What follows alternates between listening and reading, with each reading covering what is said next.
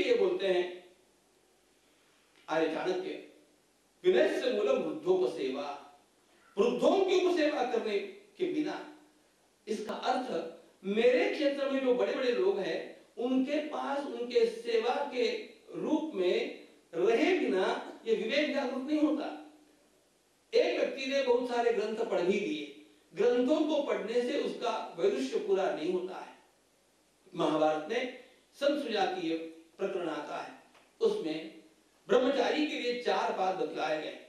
वह स्वयं एक अध्ययन करता है, गुरु के पास रह करके ग्रंथों को रट लेता है, ग्रंथों को पढ़ता है, यह ज्ञान का एक सोपान वो चढ़ गया। इससे वह ज्ञानी नहीं हो गया, इससे उसको विवेक प्राप्त नहीं होगा। उसको विवेक तब प्राप्त होगा जब वह स्वयं अपने क्षेत्र के बड़ों के पास जाकर के उनके पास विनम्रता से कुछ दिन रहेगा, उनके जीवन को देखेगा, उनकी बातों को सुनेगा, तब जाकर के उसके भीतर अपने ज्ञान का प्रैक्टिकल जीवन में उपयोग कैसे किया जाए इसका विवेक जागरूक होगा। और नहीं तो वो गलती कर बैठेगा। अनेक बार केवल ग्रंथों को पढ़ करके लोग गलतियां कर देते हैं, सिद्धांतों को भी गलत मान लेते हैं। मुझे प्रसंग याद आता है, कर्ण ने अर्जुन के लिए कहा, जब अर्जुन ने देखा कि कर्ण का रथ का पहिया फंस गया है, तो अर्जुन युद्ध करने से थोड़ा सा रुक गए। भगवान ने कहा, अरे मारो इसको। तब कर्ण ने कहा, अर्जुन तुम क्षत्रिय हो, रथ का पहिया धसा हुआ है, और ऐसी स्थिति में तुम्हारे द्वारा मेरी मृत्यु होना ये तुम्हारे लिए कलंक होगा, ये तुम्हारा अपराध होगा, बाण नहीं छोड़ो। अब जब ये सुना तो अर्जुन फिर रुक गए। वहां पर भगवान कृष्ण चिढ़ते हैं और भगवान श्री कृष्ण कहते हैं, अर्जुन तुम मूर्ख हो, तुमने ग्रंथों को पढ़ा लेकिन तुम्हारा विवेक जागरूक नहीं हुआ क्योंकि तुमने वृद्धों की सेवा नहीं की। अरे इस कर्ण जैसे पापी तो जहां मिलते हैं वहीं पर नष्ट कर दिए जाने चाहिए। और फिर भगवान ने कर्ण की ओर देख करके उसका पूरा चार्जशीट पढ़ा। कर्ण को भगवान ने सुनाया, धर्म की बात करने का कर्ण अधिकार तुम्हें नहीं है।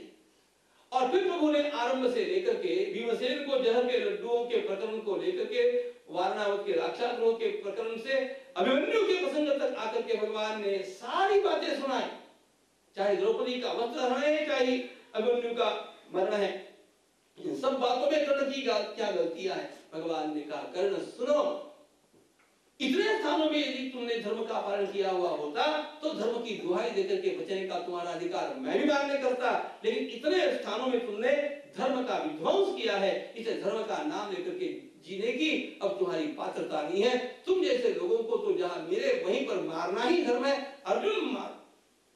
अब यहां पर देखो, अर्जुन भी बुद्धिमान है लेकिन अर्जुन में भगवान का वो विवेक जागरूक नहीं है।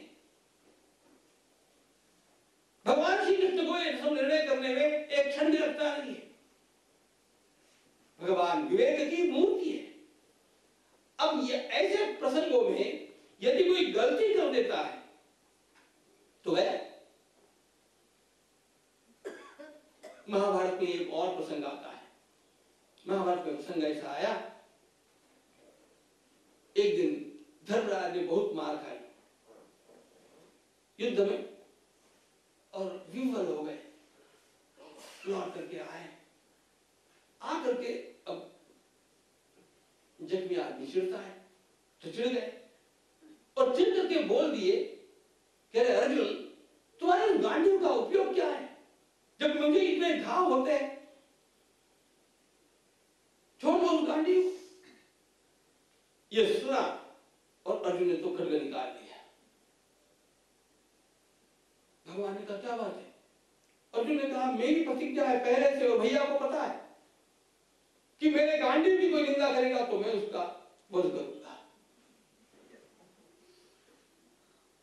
और अर्जुन चले धर्मराज का वध करने के लिए। भगवान ने कहा क्या पागलपन कर, पागल पर क्षत्रिय हूं, प्रतिज्ञा का पालन करना चाहिए।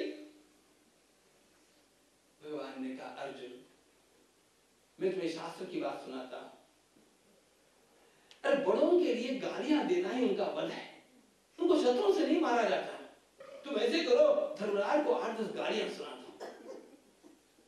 अर्जुन की बात जज गई। अब अर्जुन ने जम करके धर्मराज को गालियां दे दी। चलो गालियां दे दी, बात उतने में ही खत्म हो गई, मारना ही पड़ा। फिर अर्जुन ने खड्ग उठाया। भगवान ने पूछा क्या कर रहे हो? अर्जुन ने कहा मैंने दूसरी प्रतिज्ञा की थी कि जो धर्मराज का वध करेगा उसको मैं मारूंगा। अब यदि मैंने धर्मराज का वध कर दिया है तो मुझे अब अपने आत्महत्या करनी चाहिए। भगवान ने सोचा ये आफत है। भगवान ने कहा अर्जुन ऐसे मरने की आवश्यकता नहीं है भैया, तुम ऐसे करो, खुद की प्रशंसा करो, क्योंकि बड़े व्यक्ति के लिए खुद की प्रशंसा करना ही हत्या है। कभी भी अपने मुख से अपनी प्रशंसा नहीं होनी चाहिए। शास्त्र के अनुसार उसको मरण माना गया।